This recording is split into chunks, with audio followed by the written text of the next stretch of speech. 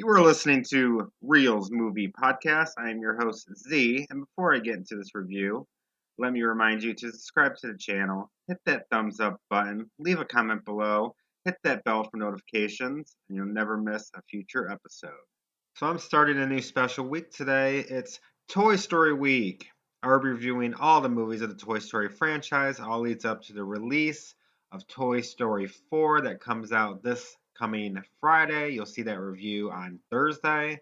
But today I'm starting off with the original movie, Toy Story. A cowboy doll is threatened and jealous when a new spaceman figure supplants him as the top toy in a boy's room. Looking back at this movie and the animation back from 1995, Toy Story was way ahead of its time. It's also the start of Pixar and their massive box office success, critical success, and even Oscar success. So you could even say Toy Story started off a brand new generation. Pixar has pretty much every movie been hugely successful, and they just keep churning out a lot more money for Disney. If you were a kid back in 1995, Toy Story was the movie that stays with you. I'm going to admit that I loved this movie when I first saw it 20 so years ago. It holds up better than the rest. Toy Story teaches you about friendship with building the trust between Woody and Buzz, and it really holds a positive message to the audience. Even with the story focusing on Woody and Buzz's building of friendship, the other toys still get plenty of time to shine and develop their own personality. Mr. Potato Head comes off as a big asshole. Like, you can't deny he's not an asshole in this whole franchise. And Little Bo Peep is extremely thirsty for Woody. We've seen it in this one that she's always trying to kiss him or come over to her area and all that stuff. So she's very horny, I guess. I really do like the story of Woody being jealous of a brand new toy. He changes his way after the multiple times he saves Buzz's life and sees Buzz more as a friend than an enemy. And Buzz was really cool, thinking he was a real spaceman when he first comes out of the box. But I do have to wonder, do all toys do this when they think they're real? And then they have to be told they're a toy and all this stuff? I just thought maybe that was a little far fetched that he thought he was real. I don't know. There was really no explaining on that part. They just thought he was real. That's why I kind of wonder if all the other toys thought they were real as well when they first came out of the box, I guess.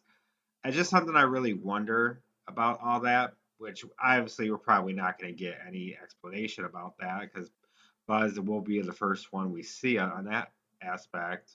But it's just something that makes me very curious. We do get a fun little adventure watching Woody and Buzz try to get back to Andy's house before they move, especially their time at Sid's house. And Sid, wow. Sid is a little fucking psycho that probably turns into a serial killer later on in his life. Like, honestly, he has all the serious traits of a serial killer.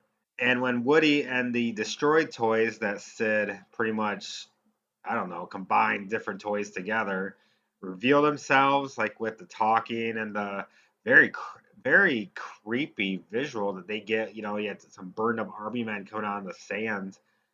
That it was very creepy, like very zombie esque. That Sid probably had a psychotic break from that. So I'm very impressed that and surprised that Pixar and Disney went on the dark route with a kid. But I Sid's a little fucking psycho.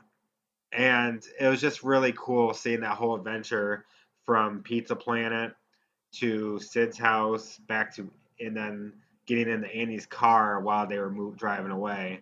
So it was a fun little adventure for Woody and Buzz. Now, I do have to talk about the voice acting, primarily Tom Hanks and Tim Allen. They both gave immaculate voice performances as Woody and Buzz. And I just have to say, Hanks, personal opinion here, I think Hanks did a better job.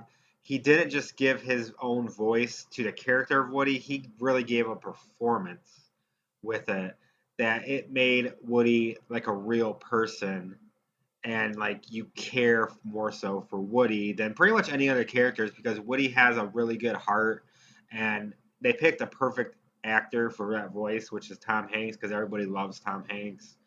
So it was a very welcome voice for that role, and it's very heartwarming. I am going to give Toy Story an A plus. Thank you for listening to this episode of Rios Movie Podcast.